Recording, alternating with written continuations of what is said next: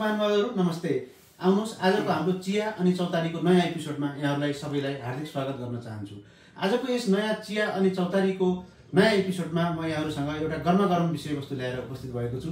आजको विषयवस्तु हामीसँग पुरानो राजनीतिक दलको नेतृत्व गरिरहनु भएका एकजना व्यक्तित्व हुनुहुन्छ। उहाँहरूको माग चाहिँ संविधान जुन संसद विघटन गरिएको छ त्यो संसद विघटन गरिएकोलाई पुनः स्थापना गर्नुपर्छ भन्ने माग लिएर बजारमा पनि आउनुभएको छ। उहाँको प्रतिनिधि हामीसँग हुनुहुन्छ। त्यस्तै जेनजीको प्रतिनिधि पनि हामीसँग हुनुहुन्छ। उहाँहरूले चाहिँ संसद पुनर्स्थापना हुनु हुँदैन, नयाँ चुनावमा जानुपर्छ भन्ने मान्यता राख्नु भएको छ। यही दुईटा विषयवस्तुहरू गरम विषयवस्तुहरूको बारेमा बहस गर्न छलफल गर्नका लागि हामीसँग हुनुहुन्छ पुरानो दलका नेतृत्व र नयाँ जेनजीको नेतृत्व। यहाँहरू सबैजनालाई हार्दिक स्वागत गर्न चाहन्छु।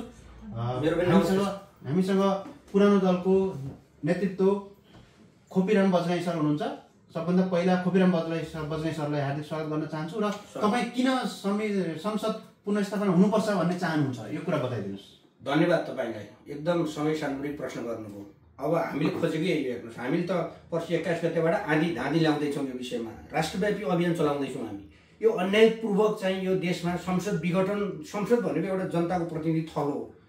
देश र राज्यको यो नेपाल राष्ट्रको सम्पूर्ण चाहिँ सञ्चालन, सम्पूर्ण जनताहरूको चाहिँ हरेक चाहिँ आवश्यकताहरूको परिपूर्ति गर्ने थल हो। संसदलाई अनावश्यक चाहिँ अचानक चाहिँ केही 2-4 दिनको चाहिँ हुरी हुन्डरीको भरमा चाहिँ संसद विघटन गर्ने कस्तो तपाईले हार हो पनि भन्नुभएको छ। त्यो कुरा हामीले बुझेका छौँ। हार हो। त्यसो अहिले म तपाईँकोमा आउँछु। अब हाम्रो जेनजी प्रतिनिधि बहिनी एलिना चौधरी हुनुहुन्छ।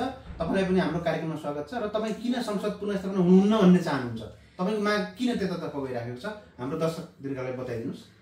वास्तवमा यो संसद विघटन भइसक्यो। संसद विघटन भइसकेपछि हामीहरूले संसद विघटन गरेकै थिएनौँ। जब रातारात देशमा कोही पनि थिएन होइन, उहाँहरू त सबैजना भाग्नुभयो। भागिसकेपछि बल्ल सांसद विघटन भएको हो नि त। सांसद विघटन भइसकेको सांसदलाई अब फेरि पुनर्स्थापना गर्नु भनेको त उही कुराहरू उहाँले के point ल्याउनु भयो, तपाईँहरू रातारात देशलाई शून्यतामा छोडेर भागेर जानुभएको हो कि होइन? हामी तपाईँ भागेको मान्नुहुन्छ होइन? हाम्रा प्रतिपक्ष, हाम्रा विरोधीहरूले भागेको भन्ने आरोप लगाइरहेछन्।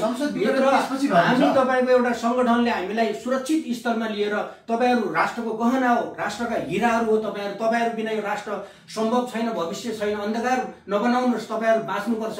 तपाईँहरूलाई हामी मर्न दिन्नौँ। यो 2-4 दिनको हुरी हुँदरीमा तपाईँहरू शहीद बन्न चाहिँ कदापि चाहिँ एउटा उचित हुँदैन भनेर हाम्रो एउटा सङ्गठनले हामीले सुरक्षित स्थलमा लिएर राखेर तपाईँको कुन सङ्गठन संसद पुनर्स्थापना गरेर हामी फेरि मन्त्रीमण्डलमा गठन गर्छौँ। नेताज्यू फेरि हजुर तपाईँको एउटा सङ्गठनले तपाईँलाई बचायो भन्नुहुन्छ, कुन सङ्गठनले बचाएको? सङ्गठन नेपालको सुरक्षाको चाहिँ नम्बर 1 सङ्गठन हो, जुन सङ्गठनको हामी आभार व्यक्त गर्न चाहन्छौँ। त्यहाँभित्र हुनुहुन्थ्यो? हामी त्यहाँभित्र हाम्रो जीवन रक्षाको लागि त्यो सङ्गठनसँग हाम्रो अहिले पनि अत्यन्त नाता जोडिएको अवस्था छ। अब उहाँले भन्नुहुन्छ कि संसद पुनर्स्थापना हुनैपर्छ भन्नुहुन्छ, तपाईँहरू त्यो मागमा सहमत हुन सक्नुहुन्न? हजुर, हामी सक्दैन। हामी यसमा पुरा असहमति छौँ। किन भन्दाखेरि विघटन भइसकेको सांसदमा फेरि पुनर्स्थापना भयो भने त हाम्रा नेताजीहरू फेरि घुमफिर गरेर आउनुहुन्छ। तपाईँहरूलाई त्यस्तो आपत्ति के चाहिँ हुने देख्नु भएको छ? संसद पुनर्स्थापना एउटा संविधान बमोजिम त्यो विघटन हुनुपर्ने संसदलाई तपाईँको चाहिँ नियम कानुन चाहिँ उल्लङ्घन गरेर जसरी विघटन गरियो, आज हाम्रो रोजीरोटी खसिएको अवस्था छ मित्र। नेताजी एउटा कुरा, जब आन्दोलन हुन्छ नि तब यो आन्दोलनको रापले नियम कानुनलाई साइड लाउँछ कि यो कुरा त हजुरलाई थाहा छ। हजुर जस्तो क्रान्तिकारी नेता हजुर म भोग्दै पनि जिन्दगी बसेको मान्छे घटनाहरू तपाईँले थाहा नहुने अवगत छु। आधी धाँधीमा तपाईँ बाँच्नु भएको छ, तपाईँको जिन्दगी नै त्यस्तै छ। त्यो भावनाले अब यो जब ठुलो आन्दोलन आउँछ नि, यो ठुलो आन्दोलनले यस्ता संविधान, तपाईँको संसद पदहरू सबै कुरा सिंहदरबार जलिसक्यो। तपाईँ संविधान संसदको कुरा गर्नुहुन्छ, तपाईँ गएर कहाँ बस्नुहुन्छ त्यो बताइदिनुहोस् त ल। पुनर्स्थापना भइहाल्यो भने तपाईँको बस्ने ठाउँ कहाँ हो? हामी त्यही संसदमै गएर बस्छौँ। हामीलाई चाहिँ सुन्दर चाहिँ कुनै चाहिँ त्यो 10 तलाको कुनै चाहिँ तपाईँको चाहिँ अन्तर्राष्ट्रिय मापदण्डको चाहिँ त्यो सुन्दर घरको आवश्यकता हामीलाई बसेको भएको होइन। हामीलाई अधिकार, जनताको अधिकारको हामी त्यहाँबाट फेरि लड्न सुरु गर्छौँ। हामी संसदमा सरकार बनाउँछौँ। अब ठिक छ, जेनजी प्रतिनिधि बहिनी हुनुहुन्छ हामीसँग। उहाँले यो एउटा कुरा बताइदिनुहोस्, उहाँले पहिला पनि यसभन्दा पहिला संसद 2 पल्ट विघटन गरिसक्नु भएको छ। विगतमा हाम्रो इतिहासै छ, त्यो धेरैपल्ट संसद विघटन भइसकेको अवस्था छ। अहिले त्यति बेला उहाँहरू आफै विघटन गर्ने, अहिले उहाँहरू आफै चाहिँ विघटन गर्नुहुन्न, पुनर्स्थापना गर्नुपर्छ भनिरहेको छ। यो कहाँनिर मिसम्याच भइरहेछ? अब यस्तो हो नि त सर, नेताजीहरूको त अब अझै 2 वर्ष कार्यकाल बाँकी छ। अब उहाँहरूलाई त अब पुनर्स्थापना गरिएन भने त उहाँहरूको सबै कुराहरू